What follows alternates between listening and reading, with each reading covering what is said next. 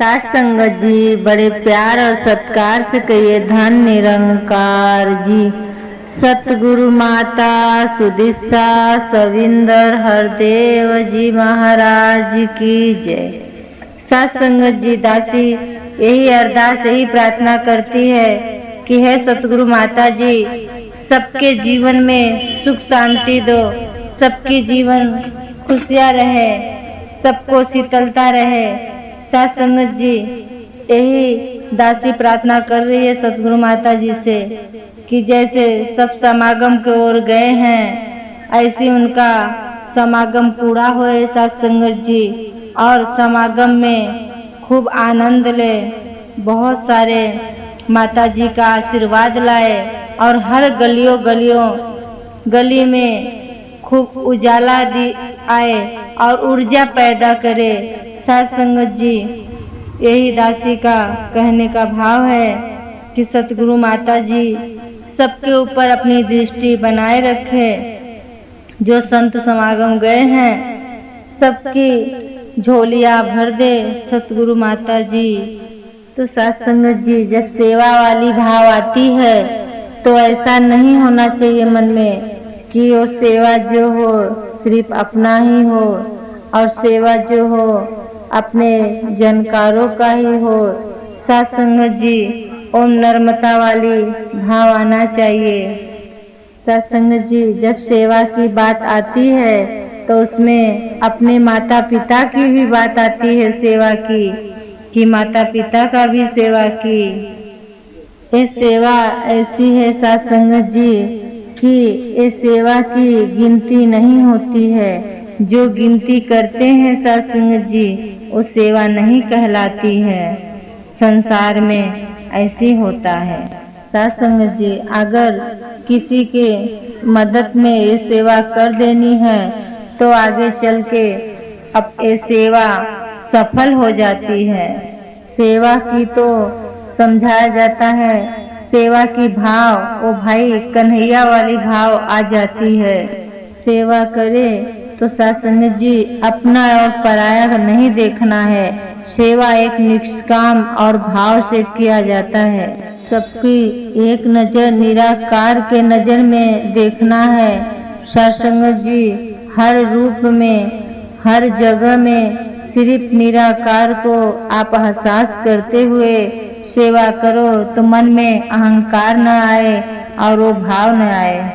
पानी पिलाने वाली भाव और ये दवाई, किसी को थोड़ी चोट लग गई है उसके मलहम थोड़ा मल दो, और प्यास आई है तो एक गिलास पानी पिला दो, वो भी एक सेवा होती है। साथ संगत जी, निष्काम और भाव से वो शीतलता से सेवा की जाती है साथ संगत जी। साथ संगत जी, इसमें अपने और पराया नहीं देखा जाता है। कौन गैर है कौन क्या है वो नहीं देखना है, किंतु परंतु नहीं करना है।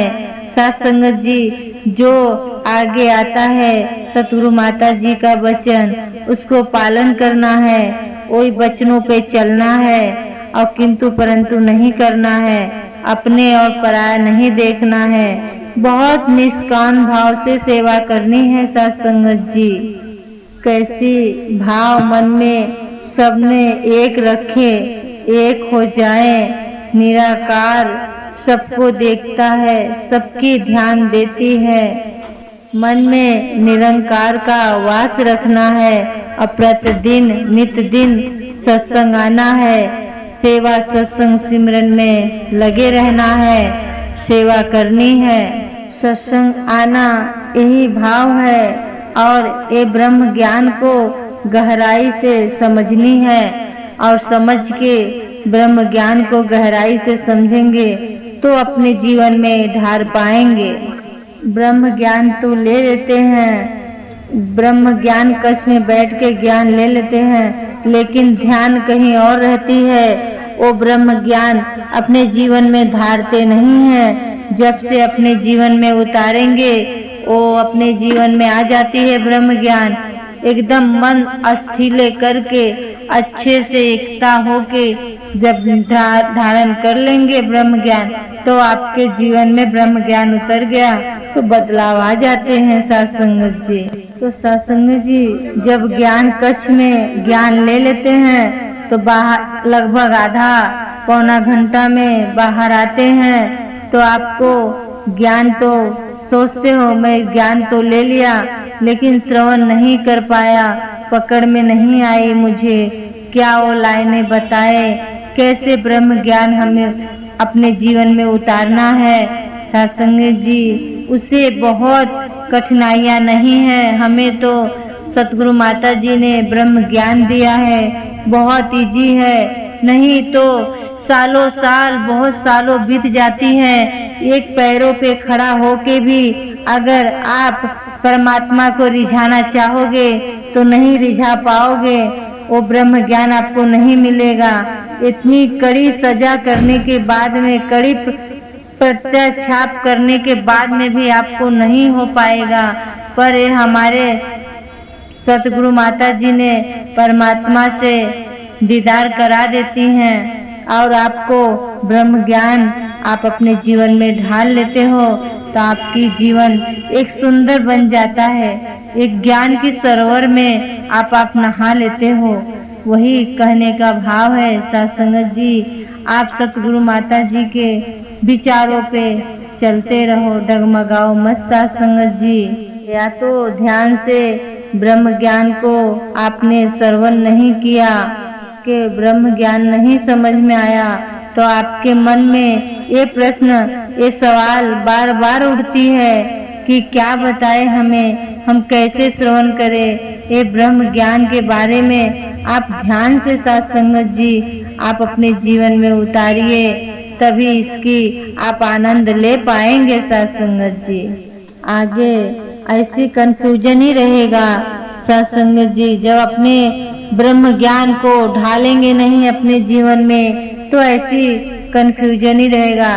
फिर ऐसा लगेगा हम ज्ञान लिए कि नहीं लिए, फिर वैसे ही आपने अपने भटकते रहेंगे, लेकिन वो आप ब्रह्म ज्ञान को श्रवण नहीं कर पाएंगे, जीवन में नहीं ढालेंगे तो आपको बदलाव नहीं आएंगे सत्संग जी। ब्रह्म ज्ञान ले लिए तो अपने हृदय में उसे बैठा लीजिए, अपने अपने हृदय में जब ब्रह्म ज्ञान ढाल लेते हैं तो अपने हृदय में वो याद रहती है, वो अलग अलग भाव नहीं आते, वो सिर्फ अपने सेवा सत्संग मन में लगे रहते हैं। अंधकार में आप नहीं रहते, अंधकार से निकल जाते हैं सत्संग जी। ब्रह्म ज्ञान के समझ को पकड़ना है, उसके ओरी ध्यान हो। ये भी देखा गया है कि संसार में कौन कैसा, वो इंसान अपने मशीन से परिचित नहीं होते तो वंचित हो जाते हैं। ये भी देखा जाता है संसार में कोई एक व्यक्ति मशीन से परिचित नहीं होते।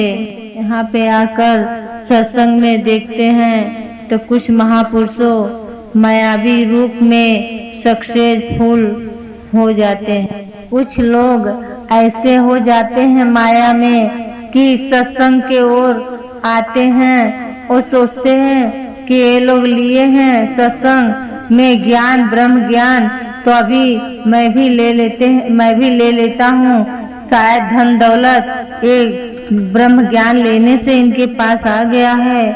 ऐसा वो उनके मन में लालच होती है, अलग अलग किस्म की उनकी भावना उठती है, इसीलिए ऐसा लगता है कि वो इसीलिए थोड़ा दिन के लिए आते हैं सत्संग, फिर वो वंचित हो जाते हैं। पर ब्रह्म ज्ञान लेने के लिए जैसे एक प्यासा मन होता है, ऐसे एक प्यासा आत्मा होता है, तभी ब्रह्म ज्ञान लेंगे तो आत्मा की खुराक जो होती है वो प्यास बुझ जाती है।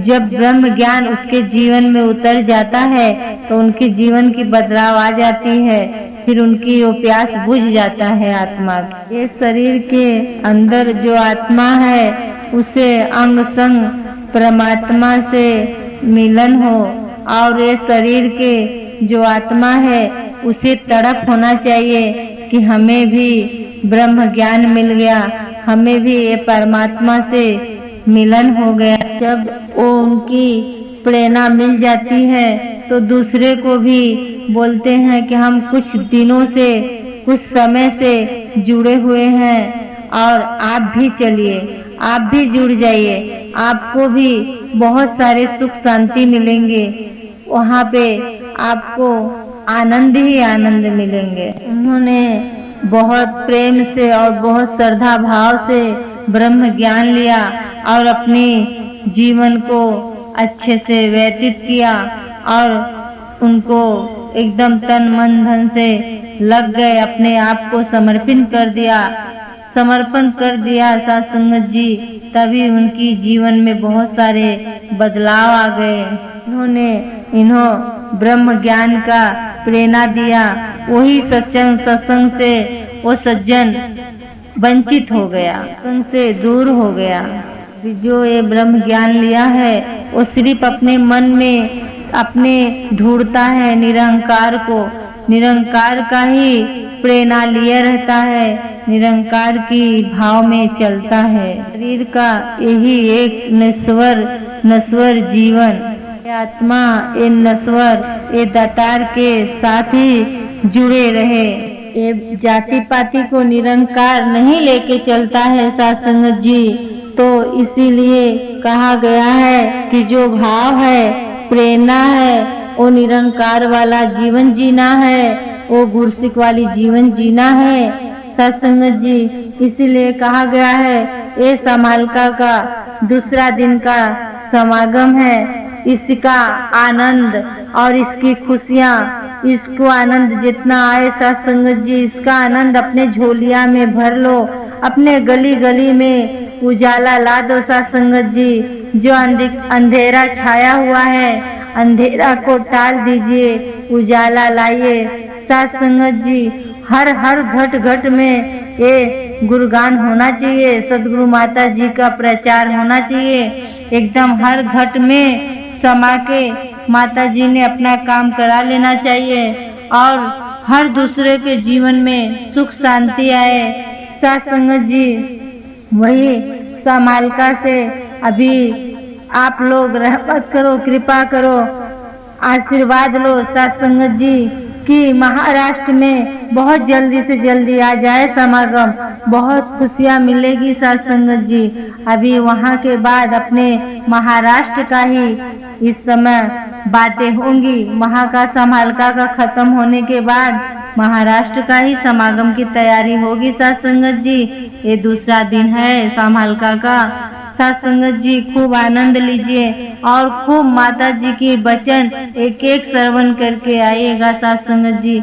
और ये विचार में दासी से जो कुछ बोलने में गलतियां हुई रहेगी तो दासी को भी क्षमा करना, एक छोटा बच्चा समझ के सत्संगत जी। और दासी को भी खूब ढेर सारा आशीर्वाद दे दीजिए कि दासी भी अपने परिवार के साथ आप जी के चरणों में जुड़े रहे और दासी भी सेवा सत्संग सिमरन में लगे रहे सत्संगत जी। बड़े प्यार और सत्कार से कहिए धन निरंकार जी।